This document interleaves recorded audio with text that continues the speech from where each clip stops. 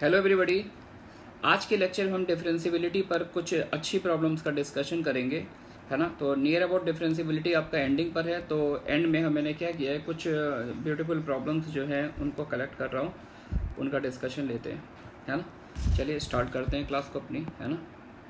देखिए first problem जो है मैंने पहले से लिखी हुई है। फर्स्ट प्रॉब्लम में देखिए क्या गिवन है आपको। फर्स्ट प्रॉब्लम में गिवन है f from r to r be a function given y 1 पर वैल्यू 1 है, जब x नॉट इक्वल टू 1 पर है तो ये डेंजरस सी वैल्यू गिवन है। क्या क्या निकालना है, ए पार्ट में f'1 निकालना है और इस लिमिट की वैल्यू निकाल ली है। चलिए सॉल्व करते हैं इसको। देखिए f'1 निकालना है, तो f'1 निकालने मतलब पहले मैं 1 पर राइट हैंड डेरिवेटिव निकालता हूँ। f'1 प्लस क्या डेफिनेशन पड़ी थी, limit h goes to 0 f of 1 plus h minus f1 upon h, यही पड़ी थी क्या। अब x को 1 प्लस एच पुट कर दीजिए सेकंड डेफिनेशन में। x को 1 प्लस एच डालेंगे तो ये बनेगा e की पावर x के प्लेस पर 1 प्लस एच, 1 प्लस एच की पावर 10 माइनस 1, ये तो पावर में आ जाएगा।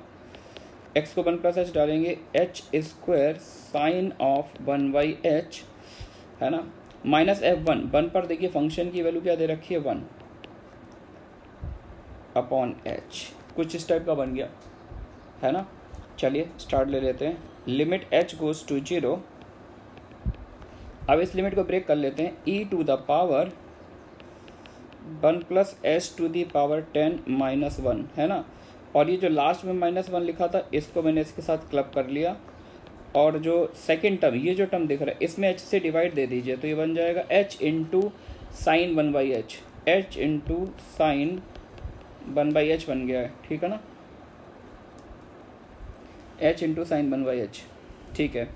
अब देखिए, अब जब मैं h को 0 टेंड कराऊंगा, इस पार्ट की बात करो, आप जानते हो यार ये सब 1000 टाइम अब अपियर हो चुका है, ये -1 से 1 के बीच का नंबर होगा, लेकिन h किसको टेंड कर रहा है, 0 को, तो पूरे प्रोडक्ट की लिमिटिंग वैल्यू क्या बन जाएगी 0, तो ये वाला पार्ट तो 0 बन रहा है क्या, फाइनाइट क्वांटिटी है। अच्छा, अब ये जो फर्स्ट पार्ट है, क्या मैं इसको ऐसे लिख सकता हूँ, limit h goes to 0 e to the power, ये बहुत प्रोफाइल बन रहा है, e power F X minus 1 upon F X, तो e की power F X minus 1 upon जो पावर में दिख रहा है उसी का नीचे डिवाइड दे दिया, 1 प्लस एच की पावर 10 माइनस 1।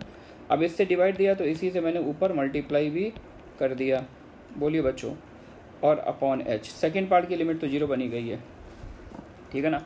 तो अब ये एक स्टैंडर्ड प्रोफाइल बन गया, e की power F X minus 1 upon F X, तो इसकी लिमिटिंग वैल्यू क्या होती है, ln e मतलब 1, ये तो 1 को टेंड कर जाएगा, है ना। अब बचा आपका ये वाला पार्ट, इस पार्ट की लिमिट निकाल लिए। तो इसके लिए चाहे तो आप एल्जेब्रिक आइडेंटिटी लगा दें, लॉपिटल भी कुछ बच्चे लगा देते हैं, लॉपिटल से कर सकते हैं, एक्सपेंशन से भी कर सकते हैं, बहुत सारे अप्रोचेस हैं। तो लिमिट h गोज टू, आप बाइनोमियल एक्सपेंशन लगा दो, 1 plus 10c1 into h 10c2 into h square plus up to so on 10c10 h to the power 10 minus 1 upon h, तो 1 से 1 कैंसिल हो गया। अब देखो यहाँ से लेकर यहाँ तक कि हर टर्म से आप h कॉमन ले लोगे, h कॉमन लेके कैंसिल करो तो आंसर 10c1 यानी 10 आ जाएगा। आ रही बात बच्चों समझ में। तो 1 पर मैंने राइट हैंड डेरिवेटिव निकाला, आंसर क्या है 10।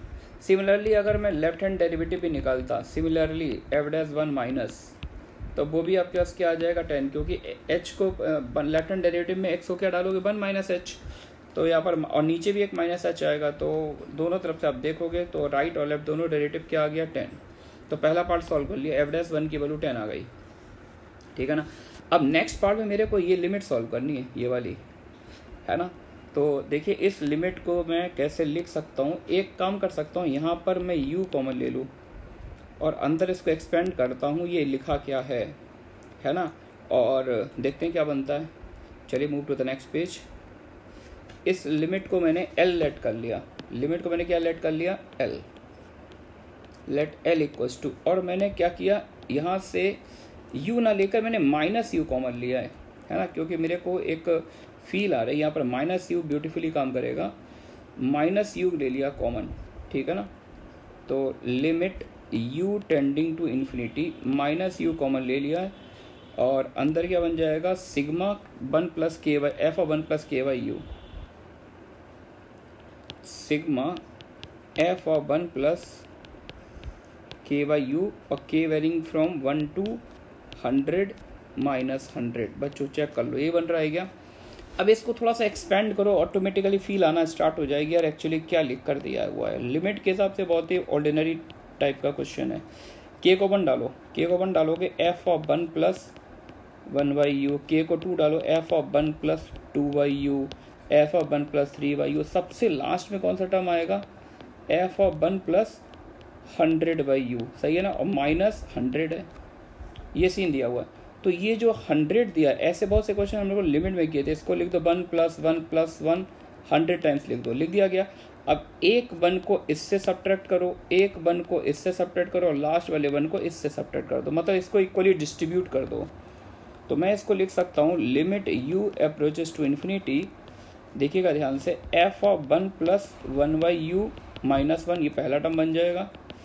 F of 1 plus 2/u minus 1, ये सेकेंड टर्म बन जाएगा। And up to so on, सबसे लास्ट वाला टर्म क्या बनेगा, F of 1 plus 100/u minus 1। बच्चों कनेक्टेड हैं आप लोग, ठीक है ना। अब देखो जरा, जब मैं u को इन्फिनिटी टेंड कराऊंगा तो देखो ये जो 1/u है, ये 1/u किसको टेंड करने लगेगा, 0 को। 2/u भी किसको टेंड करने लगेगा, 0 को। तो यानी ये 1/u 2/u 3/u एक तरह से h का रोल प्ले कर रहे हैं। किसका रोल प्ले कर रहे हैं, h का। तो ये जो सीन लिखा हुआ है ये एक तरह से लिखा हुआ F of 1 plus h minus 1, है ना। और 1 का मतलब 1 किसकी वैल्यू दे रखी है, f1 की वैल्यू दे रखी है।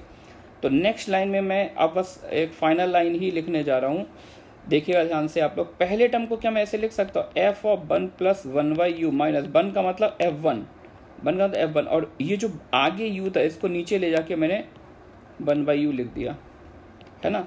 सेकेंड टर्म में क्या काम, और माइनस साइन मैंने बाहर लिख दिया था।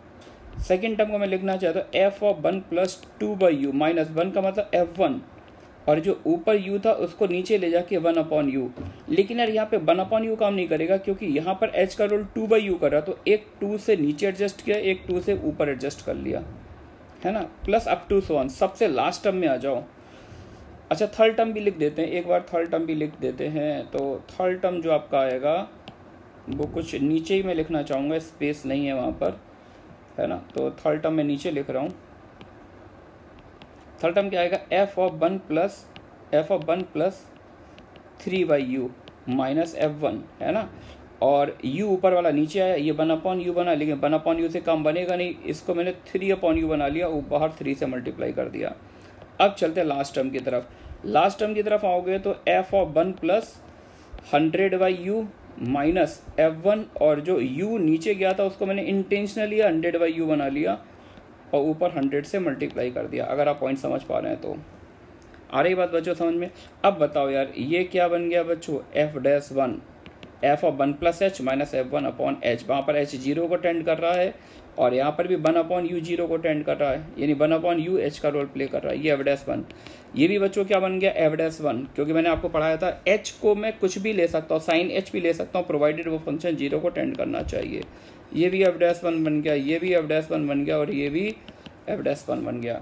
तो फाइनली माइनस साइन कॉमन था, तो पहले टर्म से 1 प्लस 1 टाइम्स है, दूसरे में 2 टाइम्स, तीसरे में 3 times, up to 100 times into f'1। सही है क्या। तो 1 से लेकर 100 तक का सम क्या होता है, 50-50 होता है, 50-50 f'1। और f'1 की वैल्यू शायद आपको क्या दे रखी थी, f'1 हमने निकाला था, क्या निकाला था, 10 निकाला था, है ना। तो f'1 अगर हमने 10 निकाला है तो फिर ये आपका आंसर क्या आ जाएगा, -5050 और 1 0 और लगा दिया। सही है क्या। चलिए मूव करते हैं नेक्स्ट क्वेश्चन पर। नेक्स्ट क्वेश्चन है f(x) एक क्यूबिक पॉलिनोमियल है, x³ minus 9x² plus 15x plus 6। ये f(x) आपको एक क्यूबिक पॉलिनोमियल दे रखा है 1 से 6 में। और gx की डेफिनेशन क्या है, gx है मिनिमम ऑफ ft। t कहाँ से कहाँ तक, 1 से x तक है, और x कहाँ से कहाँ तक, 1 से 6। यानी 1 से 6 के बीच में अगर मुझे gx डिफाइन करना है तो 1 से 6 में g की जो वैल्यू आएगी वो f की मिनिमम वैल्यू होगी, ठीक है ना। और 6 से आगे तो स्ट्रेट लाइन है x-18। अब मैंने कहा यार कि मतलब एक तरह से समझ लीजिए मुझे gx का ग्राफ प्लॉट करना है and discuss the continuity and differentiability of gx।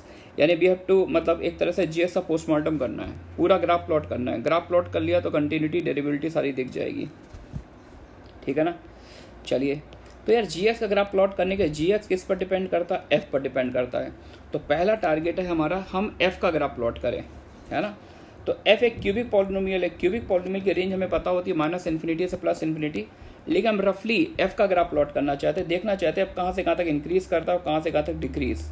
तो डेरिवेटिव निकाल लिया, एफ डैश एक्स क्या आएगा 3x² -18x + 15, 3 ले लिया कॉमन, x² -6x + 5, तो एफ डैश एक्स आ जाएगा आपके पास 3 टाइम्स x - 1 इंटू x - 5। सही है बच्चों। तो इसके क्रिटिकल पॉइंट क्या है 1 और 5, तो 1 और 5 पर डेरिवेटिव क्या है 0, 5 क्या कि डेरिवेटिव कैसा साइन देगा पॉजिटिव, 1 से 5 के बीच में निगेटिव और 1 के पीछे पॉजिटिव। यानी अगर मैं एफ एक्स का पूरा ग्राफ बनाऊँ, कंप्लीट नंबर लाइन पे ग्राफ बनाऊँ, तो -∞ से 1 के बीच में देखो डेरिवेटिव का साइन पॉजिटिव है, यानी एफ का ग्राफ इंक्रीज करेगा, 1 से 5 में डेरिवेटिव निगेटिव है, यानी फंक्शन का ग्राफ डिक्रीज करेगा और 5 के आगे फिर से इंक्रीज करेगा, है ना। तो रफली मैं एफ का ग्राफ बनाने जा रहा हूँ, देखिएगा ज़रा। 1 से 5 के बीच में ग्राफ इंक्रीज करेगा, है ना। तो 1 पर वैल्यू देख लो यार कितनी आ रही है, ज़रा मुझे F1 बताएगा कोई? कैसे बताएंगे आप, तो सुन सकते हैं बता नहीं सकते। x को 1 पुट करो यार, तो 1 पुट करोगे 15 + 6 21 122, 22 में से अगर मैं 9 सब्ट्रैक्ट कर दूँ, 22 में से 9 7 सब्ट्रैक्ट किया 2 और 7 13 आएगा आई थिंक। 1 पर हाइट 13 आ रही है ना, 1 पर हाइट 13 आ रही है, ठीक है। तो graph is something like that. 1 पे इसने लोकल मैक्सिमा ले लिया और मैक्सिमा की हाइट कितनी 13। अब यार देखो 1 से 5 के बीच में डेरिवेटिव निगेटिव है तो ग्राफ डिक्रीज करेगा। तो F5 भी मुझे चाहिए, F5 कितना आएगा 125 -5 5 × 25 -25 × 9 225, 15 5 × 75 + 6, ये डिफरेंस आएगा -100 + 75 मीन्स -25, -25 + 6 होता -19। थैंक गॉड 1 आया और 5 पर वैल्यू बच्चों निगेटिव आ गई, यानी 1 पर पॉजिटिव है 5 पर निगेटिव है, तो ये सब क्वाड्रेटिक में ही पड़ा था। एक रूट आएगा 1 से 5 के बीच में और इस वर्टेक्स का कोऑर्डिनेट आएगा 5, -19। सही है क्या। अब देखो यार 5 के बाद देखो डेरिवेटिव का साइन कैसा है पॉजिटिव है, और पॉजिटिव है तो फंक्शन इंक्रीज करेगा और गॉड के पास चला जाएगा। सही है क्या। तो ये ग्राफ अपने पास आ रहा है। अच्छा इन्होंने कहा था यार कि पूरा ग्राफ की जरूरत नहीं थी, केवल और केवल 1 से 6 में ग्राफ चाहिए था। तो कोई मुझे बताएगा 6 पर वैल्यू क्या आएगी, 6 पर value, what is the value of this function at x = 6। 6 put करो, 6 का होल क्यों होता है 216 -6 6 36 × 9, 36 × 9 कितना होता है 360। 360 में से 36 कम किया जाए तो 320 324 324 अगर मैं सही सोच पा रहा हूँ तो 15 6 × 96 + 96, 216 + 96 कितना होगा 6 6 12 9 1 10 1 11 312 -12 चेक कर लेना यार 6, -12। तो एक्चुअली मुझे f का ग्राफ सिर्फ और सिर्फ इतना दिया हुआ था जिसपे मैं बेब्स बना रहा हूँ। केवल इतने ग्राफ की स्टडी करनी है, केवल आपको इतना ग्राफ ही देखना है, ठीक है ना। अब चलते हैं यार, f का ग्राफ हमने बना लिया, this is the graph of y = fx, ठीक है बच्चों। अब यार बात ये कि अगर कोई फंक्शन इस तरह से इतने गंदे तरह से लिख कर दिया जाए तो हम उसको कैसे प्यार मोहब्बत से डिफाइन करेंगे, है ना। तो थोड़ा सा आप लोग अटेंटिव रहें, ध्यान से सुने मैं क्या बोलना चाहता हूँ, ठीक है ना। तो पहले थोड़ा सा यार बातचीत कर लेते हैं इस पर। gx की डेफिनेशन है min of ft, min of ft, t कहाँ से कहाँ तक है 1 से x तक है, और इसमें x कहाँ से कहाँ तक मूव कर रहा है 1 से 6, है ना। तो ऐसे में यानी ये वाली जो डेफिनेशन है केवल 1 से 6 के बीच में एप्लीकेबल होगी। ऐसे ही टाइम पास कर रहा हूँ आपके साथ। अगर मैं g2 आपसे पूछूँ g2, तो आपको क्या करना है, इस डेफिनेशन में यहाँ पर x को 2 पुट कर दो, ये जो डेफिनेशन दिख रही है यहाँ पर x को क्या पुट कर दो 2, x को 2 पुट करोगे तो यानी आपको f के ग्राफ पर चलना है। किसके ग्राफ पर चलना है, f के ग्राफ पर चलना है। कहाँ से कहाँ तक 1 से 2 तक चलना है। तो f के ग्राफ में 1 से 2 तक चलो, और इस जर्नी में जो मिनिमम वैल्यू है, क्योंकि gx क्या min of ft है ना, तो g2 निकालना है। तो g2 क्या हो जाएगा min of ft, t को 2 पुट कर दो, x को 2 पुट कर दो, समझ गया ना, यही तो हुआ ना, मैंने x को 2 पुट कर दिया तो यानी एफ के ग्राफ पे चलना है। किसके ग्राफ पे चलना है? एफ के ग्राफ पे। कहाँ से कहाँ तक चलना है? 1 से 2 तक चलना है। और इस जर्नी में जो सबसे छोटी वैल्यू आएगी वो जी की 2 पर वैल्यू आएगी। तो देख लो यार कि एफ के ग्राफ पर चलो 1 से 2 तक, तो आप देख रहे हो, नोटिस कर रहे हो 1 से 2 तक, जैसे हम 1 से आगे बढ़ते हैं ग्राफ डिक्रीज कर रहा है। तो 1 से 2 तक चलोगे तो सबसे छोटी वैल्यू एफ के ग्राफ में कहाँ पर आएगी? 2 पर ही आएगी। 2 पर ही आई। तो एक तरह से देखें तो G2 और F2 बराबर होगा क्या? आया बच्चों समझ में? अब अगर मैं आपसे पूछता हूँ यार कि G5 बताओ मुझे, क्या बताओ? G5 बता दो, या G4 पूछ लिया मैंने थोड़ी देर के लिए, G4। तो क्या करोगे आप? ये जो डेफिनेशन है यहाँ पर x को 4 पुट कर दो। G4 का मतलब minimum of ft for t varying from 1 to 4। यानी आप f के ग्राफ पे चलो, कहाँ से कहाँ तक? 1 से 4 तक चलो। 1 से 4 तक चलोगे जो सबसे छोटी वैल्यू आएगी वो g की 4 पर वैल्यू आएगी। चलिए f के ग्राफ पर चलो 1 से 4 तक, तो सबसे छोटी वैल्यू बच्चों कहाँ तक आएगी? 4 पर ही आएगी, क्योंकि 1 से 5 तक ग्राफ लगातार डिक्रीज कर रहा है। तो मिनिमम वैल्यू कहाँ पर आ जाएगी? 4 पर आएगी क्या? अच्छा, आप सही तब डायरेक्ट बोल सकते, फील आ गई होगी कि f का ग्राफ जब लगातार डिक्रीज कर रहा है 1 से 5 तक, तो g का ग्राफ 1 से 5 में वही रहेगा जो f का ग्राफ है। क्योंकि अगर मैं G5 भी पूछूंगा तो G5 भी बच्चों क्या आएगा? F5 भी आएगा। ठीक है ना? अब जरा समझना, अब अगर मैं बोलता हूँ थोड़ा सा 5 से आगे बढ़ता हूँ, 5.5, G ऑफ 5.5 पूछता हूँ, तो यानी आपको F के ग्राफ पर चलना है। किसके ग्राफ पे चलना है? F के ग्राफ पे चलना है। कहाँ से कहाँ तक चलना है? X को पुट कर दो 5.5। आपको F के ग्राफ पे चलना है, कहाँ से कहाँ तक? 1 से 5.5 तक चलना है। और टोटल जर्नी में जो सबसे छोटी वैल्यू आए, तो आप F का ग्राफ देखो यार, 1 से 5 तक तो डिक्रीज करा, लेकिन 5 के बाद ग्राफ इंक्रीज करने लगा। तो 1 से 5.5 तक चलो तो सबसे छोटी वैल्यू कहाँ पर आएगी? 5 पर आएगी। तो जो फंक्शन की 5 पर वैल्यू थी वही तो 5.5 पर g की वैल्यू आएगी। आ रही बस समझ में? तो g ऑफ 5.5 क्या हो जाएगा? F5 हो जाएगा। अच्छा, अगर मैं g ऑफ 5.7 पूछूंगा तो 1 से 5.7 तक चलो, सबसे छोटी वैल्यू कहाँ पर आएगी? 5 पर आएगी। तो इसका मतलब है कि 5 के बाद फंक्शन कैसा हो जाएगा? कांस्टेंट। आ रही बात समझ में? चलिए, अब मैं ग्राफ बनाने जा रहा हूं आपका जी का। मूव करते हैं नेक्स्ट पेज पर। तो देखिए 1 से 5 तक, जैसा हमने बोला था 1 से 5 तक f का ग्राफ और g का ग्राफ बिल्कुल सेम रहेगा। फंक्शन डिक्रीज कर रहा है, ये फंक्शन ने अपनी मिनिमम वैल्यू ले ली है ना। और मिनिमम वैल्यू लेने के बाद अब फंक्शन 5 से 6 के बीच में फंक्शन कैसा हो गया था? कांस्टेंट हो जाएगा, क्योंकि एक बार मिनिमम अचीव कर लिया, इससे मिनिमम हो नहीं सकता है। और इस पॉइंट का कोऑर्डिनेट 1, इसका कोऑर्डिनेट था 1,13। 1 पर हाइट कितनी आ रही थी? 13। और ये कोऑर्डिनेट था 1, 5 पर वैल्यू कितनी आ रही थी? -19, या है ना। 5 पर -19 है तो 6 पर भी बच्चों क्या आएगी? -19। सही है क्या? अब देखो यार पीछे चलते हैं। 6 के बाद जब x 6 से बड़ा है तो देखो g की डेफिनेशन चेंज हो गई। g की डेफिनेशन है x - 18। 6 के आगे g का ग्राफ क्या है? एक स्ट्रेट लाइन का ग्राफ बनाना है। तो x को 6 पुट कर दो यहाँ से। x को 6 पुट करेंगे, 6 के जस्ट आगे जो वैल्यू आएगी वो कहाँ से स्टार्ट होगी? -12 हाइट से स्टार्ट होगी। 6 के जस्ट आगे देखेंगे तो -12 हाइट से स्टार्ट लेगा। तो अगर हम 6 के आगे ग्राफ बनाना चाहें तो 6 पर हाइट कहाँ पर आ रही? -19 पर एंड हो रही है। लेकिन 6 के आगे ग्राफ कहाँ से स्टार्ट होगा? -12 हाइट से स्टार्ट होगा। 1 स्लोप की लाइन है, पॉजिटिव स्लोप। तो ये ऐसे चला जाएगा ग्राफ, यानी ग्राफ में एक जंप आ जाएगा। इस पॉइंट का कोऑर्डिनेट क्या होगा? 6, -12। तो this is the complete graph of gx। ये gx से आपके सामने ग्राफ अवेलेबल है। ये पॉइंट है आपका 1 है ना, ये है आपका पॉइंट 5 और ये 6, ये ऑरिजिन। अब कंटिन्यूटी की अगर बात की जाए तो gx सिर्फ और सिर्फ एक ही पॉइंट पे डिसकंटिन्यूअस है। कहाँ पर? 6 पर।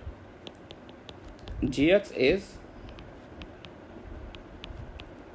Discontinuous at x = 6। 6 पर डिसकंटिन्यूअस है, दिख रहा है क्या?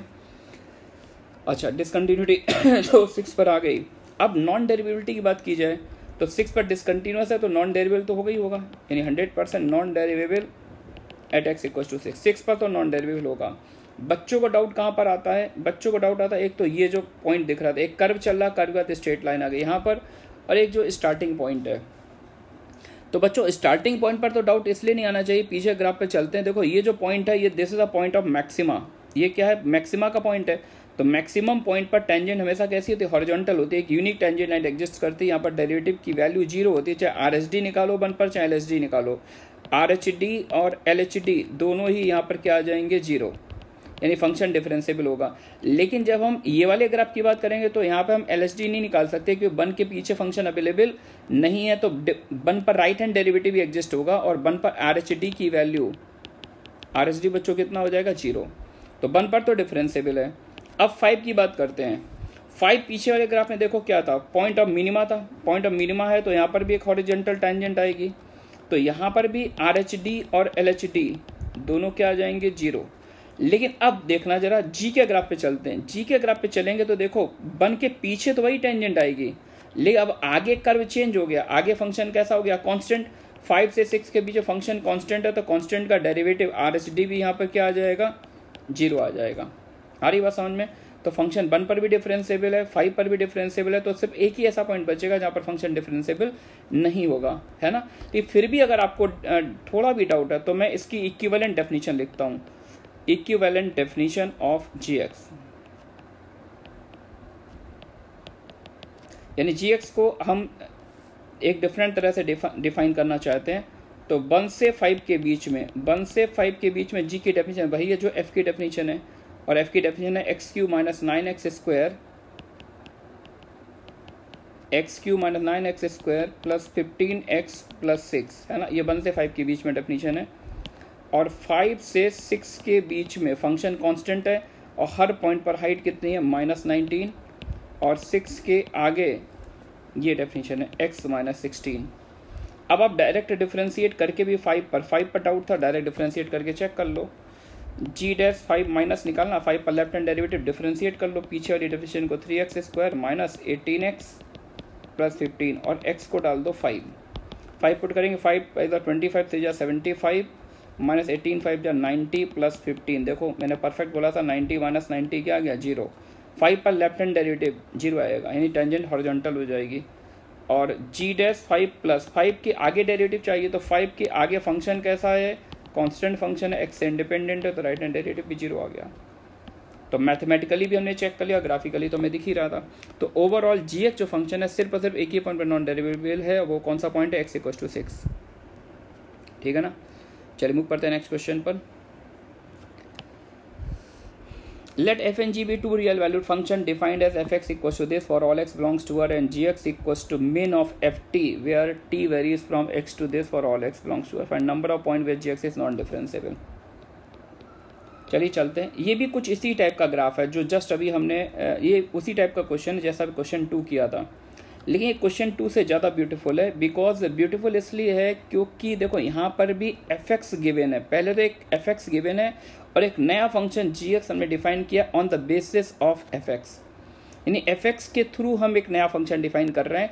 और इसमें ब्यूटी क्या है, ब्यूटी बच्चों ये है कि यहाँ पर देखो दोनों लोअर बाउंड और अपर बाउंड दोनों ही वेरिएबल हैं, लोअर बाउंड अपर बाउंड दोनों वेरी कर रहे हैं यहाँ पर। तो यहाँ पर थोड़ा अच्छा सोचना पड़ेगा कि केसेस किस तरह से बनाया जाए जिससे जीएक्स का ग्राफ बन जाए। और एक बार हमने जीएक्स का ग्राफ बना लिया तो फिर तो हम कॉर्नर पॉइंट देख लेंगे कहाँ पर कॉर्नर आ रहा है, तो वहाँ से नॉन डिफरेंशिएबिलिटी चेक कर सकते हैं। तो सबसे पहले तो मैं एफ एक्स को डिफाइन करूँगा, एफ एक्स का ग्राफ बनाता हूँ। अगर एक्स 1 से बड़ा है बच्चों तो मोड किससे ओपन हो जाएगा, पॉजिटिव साइन से। तो 2 + x - 1, 2 + x - 1 मीन्स x + 1। और x अगर 1 से छोटा है तो मोड निगेटिव से ओपन होगा, 3 - x। ये आ गया f का ग्राफ, एफ एक्स है ना। तो f का ग्राफ भी बना लेते हैं। साइन डेफिनेशन कहाँ पर चेंज हो रही है, 1 पर चेंज हो रही है। 1 के आगे ग्राफ है x + 1, तो 1 पर वैल्यू कितनी देगा ये 2, और 2 पर वैल्यू दे देगा 3, यानी पॉजिटिव स्लोप की लाइन है। और 1 के पीछे डेफिनेशन क्या है, 3 - x, तो 1 पे 2 दे देगा, निगेटिव स्लोप है। 2 पर कितनी देगा, सॉरी 0 पर कितना देगा, 3। मतलब इस टाइप का ग्राफ आ जाएगा, समथिंग लाइक दैट। भाई मॉड, अरे ऐसे समझ लो यार, मॉड ऑफ x - 1 का ग्राफ तो दुनिया को पता ही रहता, 1 पे कॉर्नर आता है, इसी ग्राफ को 2 यूनिट ऊपर शिफ्ट कर दिया। तो what is the equation of this line, इस लाइन की इक्वेशन है x + 1, and what is the equation of this line, y = x, sorry, इस लाइन की इक्वेशन है y = 3 - x। और अभी तक मैंने सिर्फ और सिर्फ किसका ग्राफ बनाया, एफ एक्स का, मैंने एफ एक्स का ग्राफ बना लिया। ठीक है ना। अब हम बात करते हैं जी एक्स की।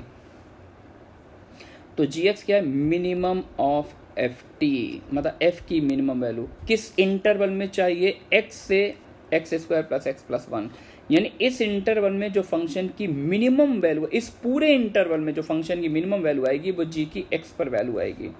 समझ गए ना। जैसे मैं आपसे बोलूँ कि G2 बताओ कितना आएगा, तो G2 मतलब आप बस x को 2 पुट कर दो, मिनिमम ऑफ एफ टी यानी f की मिनिमम वैल्यू, और t कहाँ से कहाँ तक मूव करेगा, x को 2 डाल दो, 2 से 2 to the 4 और 2 6 1 7, यानी f के ग्राफ पे चलो, कहाँ चलना है, f के ग्राफ पर कहाँ से कहाँ तक चलना है, 2 से 7 तक चलना है, और 2 से 7 तक चलने में जो g की सबसे f की सबसे छोटी वैल्यू आएगी वो g की 2 पर वैल्यू आएगी।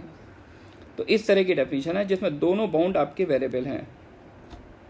तो इसको हम कुछ उसी तरह से डील करेंगे जैसा हम लोग उसमें करते थे LOR में।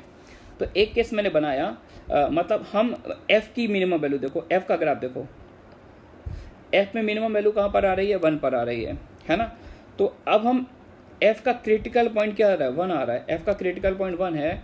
तो हम इस क्रिटिकल पॉइंट के बेसिस पर हम 3 केस बना सकते हैं।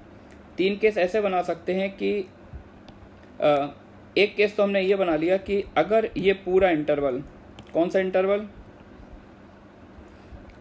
ये वाला इंटरवल x से x square plus x plus 1, ये वाला पूरा इंटरवल बन के पीछे आ जाए, ये वाला पूरा इंटरवल बन के पीछे आ जाए, एक केस ये हुआ। दूसरा केस ये हुआ कि बन इस इंटरवल के अंदर आ जाए। ध्यान से सुनिए, पहला केस पूरा इंटरवल बन के पीछे हो, दूसरा केस बन इस इंटरवल के अंदर आ जाए, थर्ड केस पूरा इंटरवल बन से आगे हो। ठीक है ना। तो इस तरह के 3 केसेस डिज़ाइन करेंगे। चलिए, पहला केस ले लिया कि जब पूरा इंटरवल बन के पीछे है, तो ये x होगा, तो इसके आगे कहीं पर होगा x square plus x plus 1, है ना। किसका ग्राफ देखना है हमें, f का ग्राफ देखना है।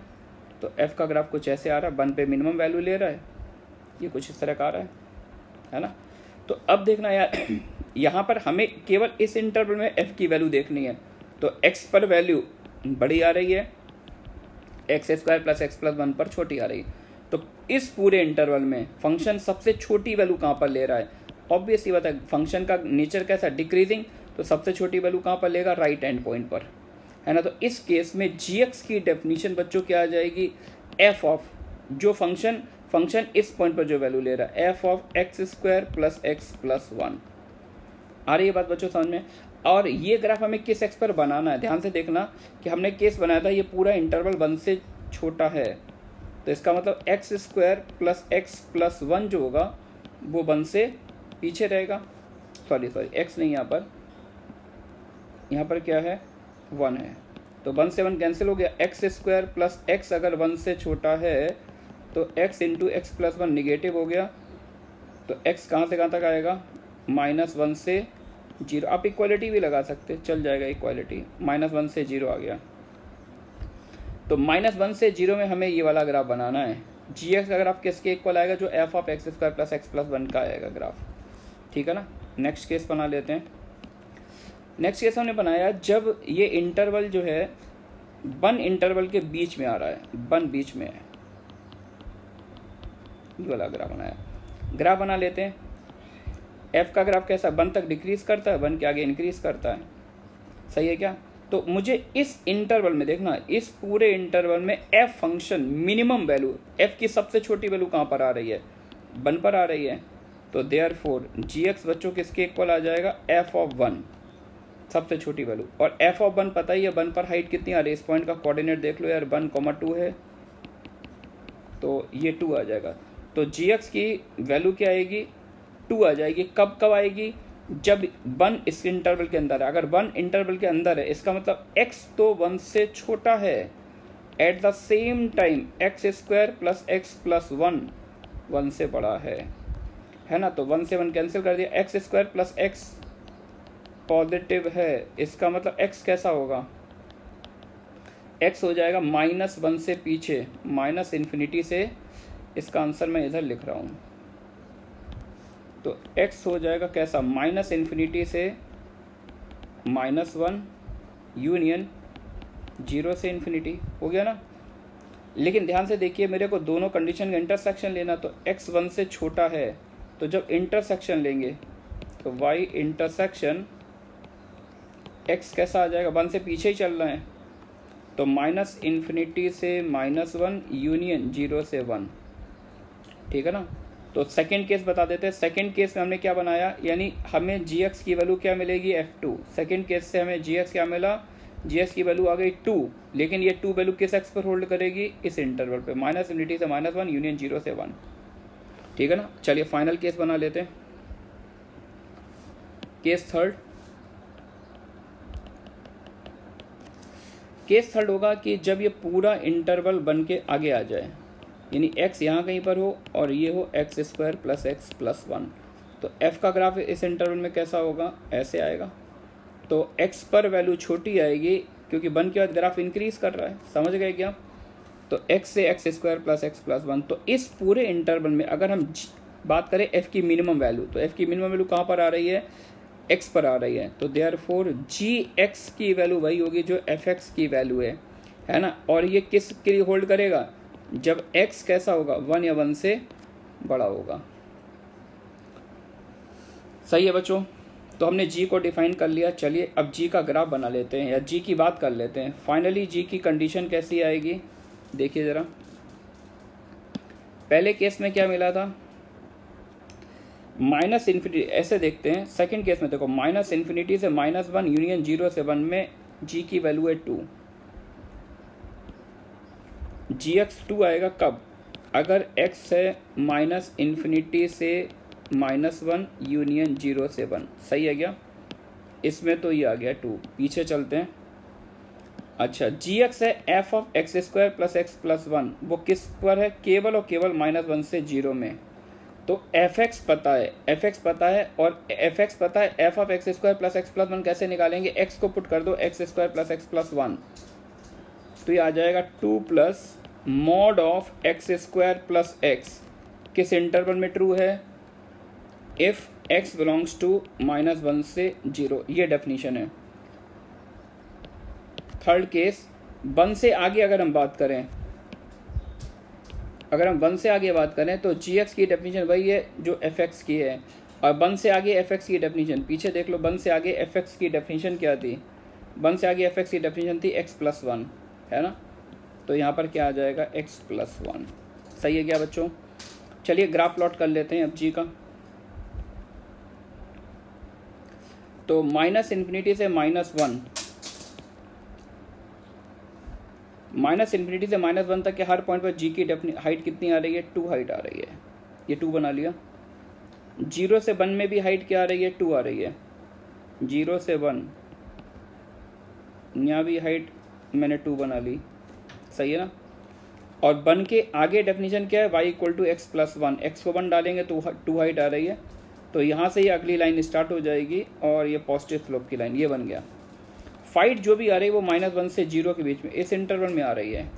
तो पहले mod ऑफ x² + x का ग्राफ बनाना है ना। तो x² + x का ग्राफ पहले बना लेते हैं। देखो x² + x के 2 रूट आएंगे, एक रूट आएगा -1, एक रूट आएगा 0, तो ये x² + x का ग्राफ बन गया क्या। लेकिन जैसे mod लगाएंगे तो ये नीचे वाला पार्ट रिफ्लेक्ट होकर ऊपर आ जाएगा, mod, ये आएगा mod ऑफ x² + x, और इसी ग्राफ को 2 यूनिट ऊपर शिफ्ट करना है। तो जब इस पैराबोला को 2 यूनिट ऊपर शिफ्ट करेंगे तो ये कुछ इस तरह का पैराबोला आ जाएगा बच्चों, आ जाएगा क्या, क्योंकि -1 पे हाइट 0 थी, इस पॉइंट का कोऑर्डिनेट वैसे आ ही गया था -1, 2, और ये पॉइंट आ जाएगा 0, 2, और इस पॉइंट का कोऑर्डिनेट आएगा 1, 2। तो this is the graph of y = gx। gx का ग्राफ अब आपके सामने, कॉर्नर काउंट कर लीजिए, एक तो -1 पे कॉर्नर है, 0 पे कॉर्नर है, 1 पे कॉर्नर है। तो नॉन डिफरेंशिएबल एट कहाँ पे, x = -1, 0, 1, 3 पॉइंट पे नॉन डेरिवेबल है gx, सही है क्या। चलिए मूव करते हैं नेक्स्ट प्रॉब्लम पर। fx दे रखा है आपको x² mod x, find f" if exist. Second derivative check करना है, 0 पर एग्जिस्ट करता है या नहीं करता है। चलिए देख लेते हैं। आपको x² mod x दे रखा है, तो पहले तो हम fx को डिफाइन कर लेते हैं। एक केस बना लिया मैंने, अगर x पॉजिटिव है तो fx x³ आएगा, x निगेटिव है तो -x³ आएगा, सही है क्या। अच्छा, अब f' निकाल लेते हैं। डायरेक्ट डिफ्रेंशिएट कर ले रहे हैं क्योंकि कंटिन्यूस तो है ही, लेकिन जब हम डायरेक्ट डिफ्रेंशिएट करते हैं तो जहाँ भी इक्वालिटी का साइन होता है पहले हम इक्वालिटी साइन को हटा देते हैं, क्योंकि मुझे पहले से नहीं पता ये फंक्शन 0 पर डिफरेंशिएबल है या नहीं। तो डिफ्रेंशिएट कर लिया तो x³ का डेरिवेटिव 3x² माइनस 3x²। अब हम चेक करेंगे क्या ये 0 पर डिफरेंशिएबल है या नहीं।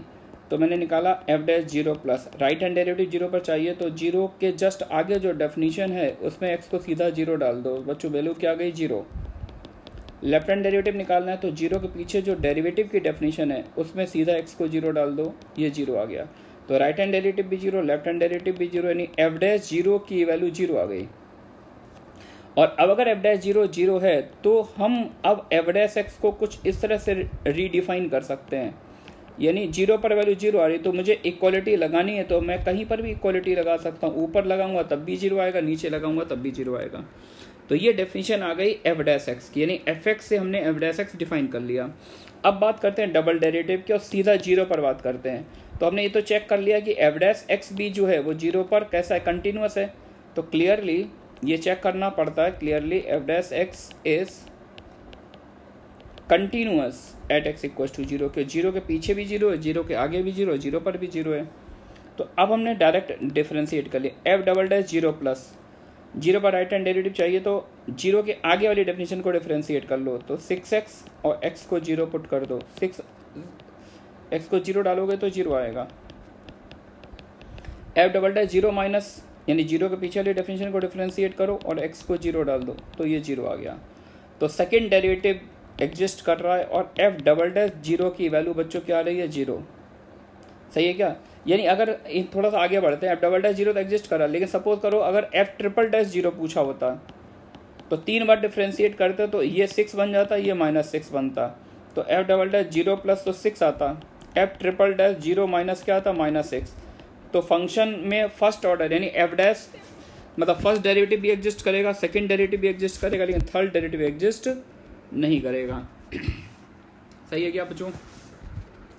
चलिए लास्ट प्रॉब्लम और ले लेते हैं यार, लेंदी हो रहा है वीडियो, देख लो यार। ये बहुत ही अच्छी प्रॉब्लम है।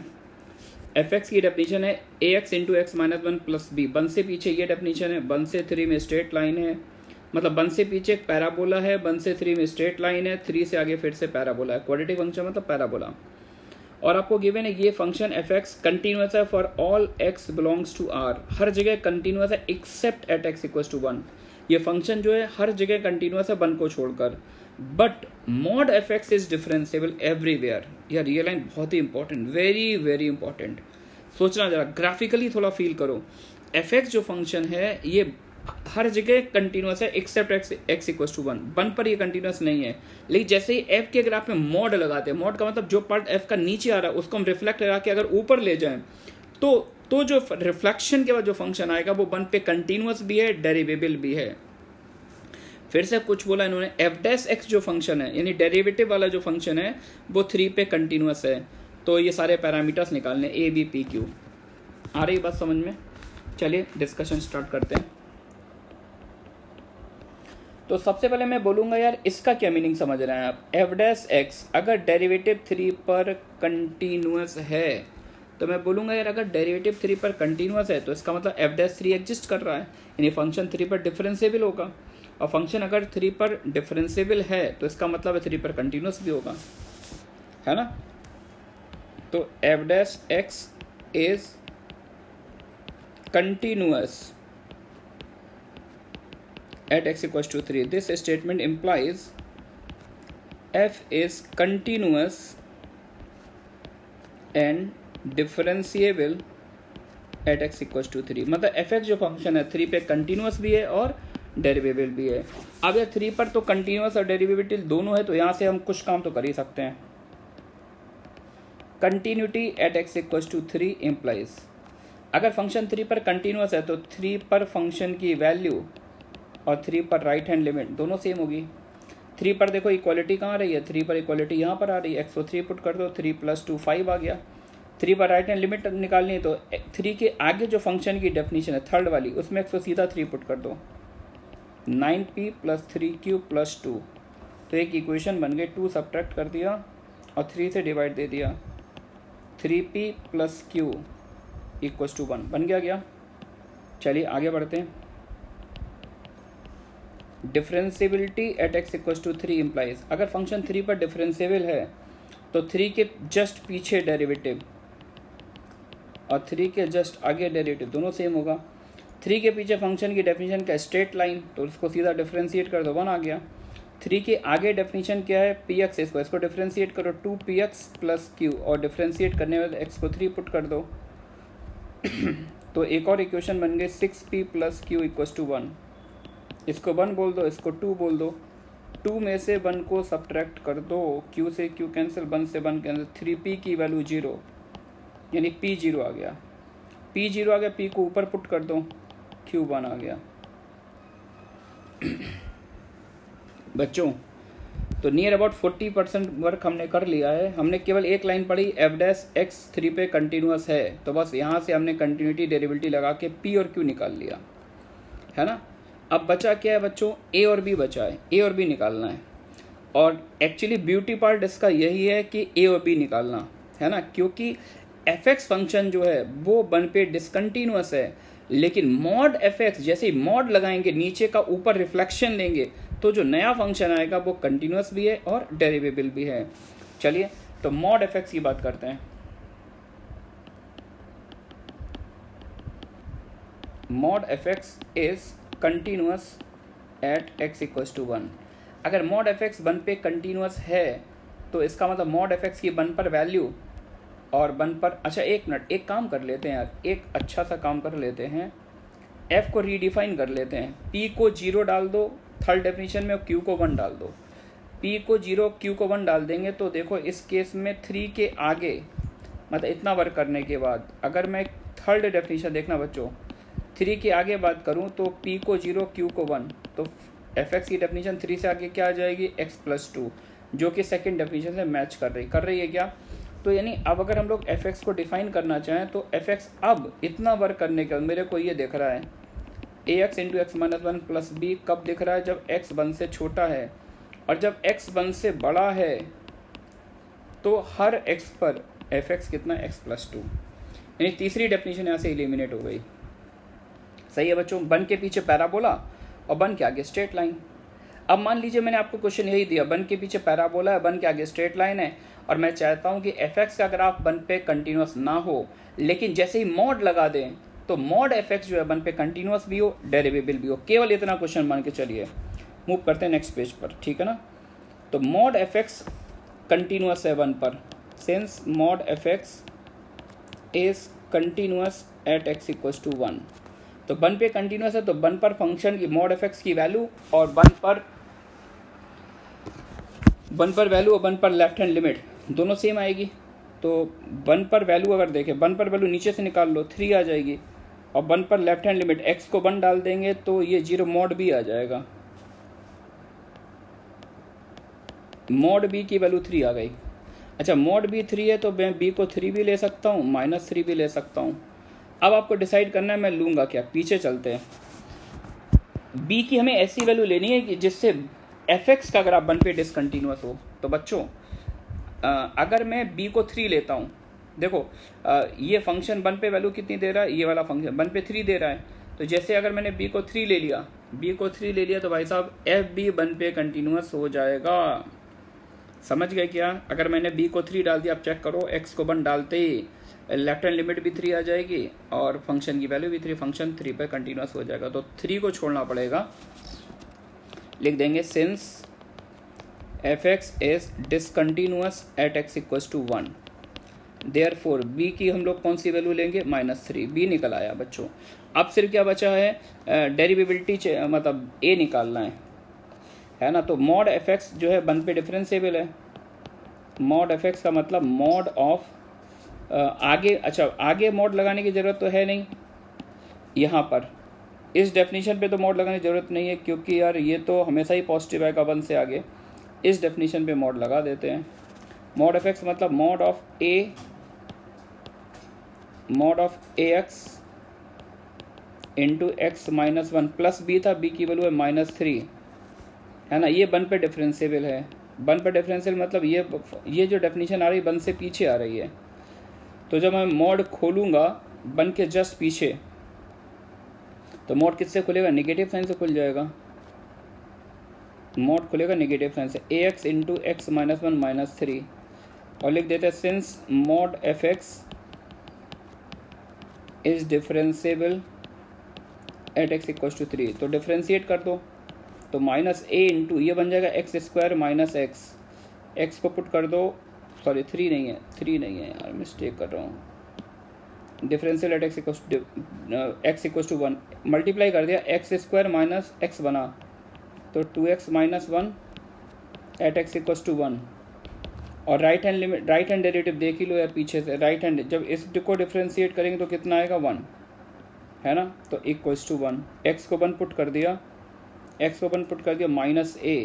माइनस ए इक्वल्स टू 1, यानी ए की वैल्यू बच्चों की आ गई -1 आ गई, सही है क्या, तो ए की वैल्यू -1 आ गई, बी -3 आ गया, तो अब प्रॉपर तरह से हम एफ एक्स को डिफाइन कर लेते हैं और एक बार एफ का ग्राफ बना लेते हैं जिससे हमें फील आ जाए, तो ए को अगर -1 पुट कर दिया जाए तो -x इंटू एक्स माइनस 1, और बी कितना था -3, कब था, जब x 1 से छोटा है और जब x 1 से बड़ा है, तब इसकी डेफिनेशन क्या थी, तब इसकी डेफिनेशन थी x + 2, है ना। अब हम थोड़ा सा ग्राफ देख ले तो फील आ जाएगी अच्छी, देखना जरा f का ग्राफ, तो अगर मैं f का ग्राफ बनाना चाहूँ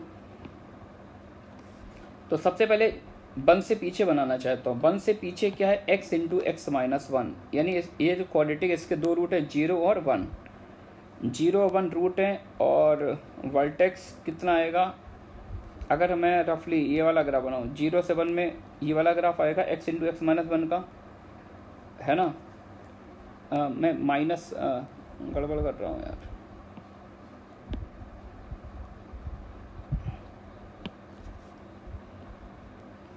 एक्चुअली मैं इसको अगर ऐसे लिखना चाहूँ, कैसे, माइनस से मल्टीप्लाई कर लो, x इंटू 1 माइनस एक्स, अब समझ में ज़्यादा आएगा, ये पैराबोला बनाओ, तो लीडिंग कोफिशिएंट निगेटिव है, तो ग्राफ कैसा होगा, डाउनवर्ड पैराबोला, तो पहले तो हमने ये वाला ग्राफ बना लिया, कैसा वाला, अलग से बना देते हैं, ये वाला ग्राफ, ये सिर्फ किसका ग्राफ है, x इंटू 1 माइनस एक्स का।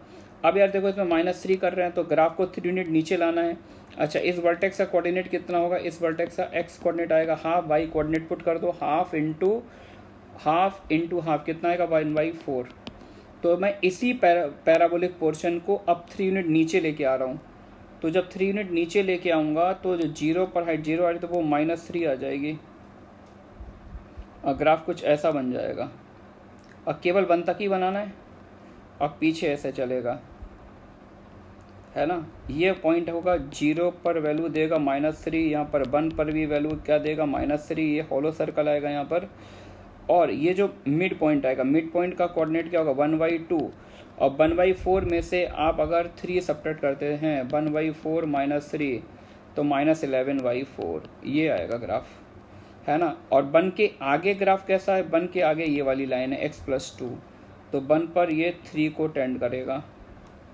और पॉजिटिव स्लोप की लाइन, ऐसा है graph, this is actually the graph of y = fx।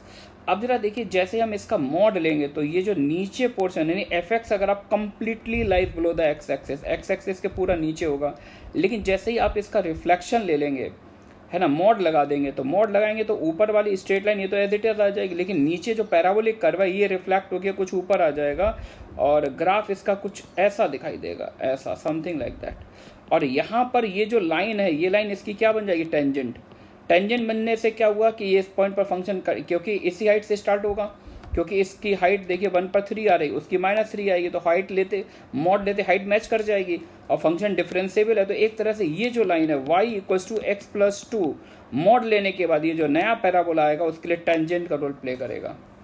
तो ये थीम थी बनाने वाले की, क्वेश्चन जिसने क्रिएट किया उसने कुछ ये सोच के बनाया कि रिफ्लेक्शन लेने के बाद जो लाइन आए वो उसकी राइट टेंजेंट बन जाए, बहुत ही ब्यूटीफुल क्वेश्चन था, ठीक है ना। चलिए अब यहीं पर एंड करते हैं, बाकी बातें अपन नेक्स्ट टर्न में करेंगे।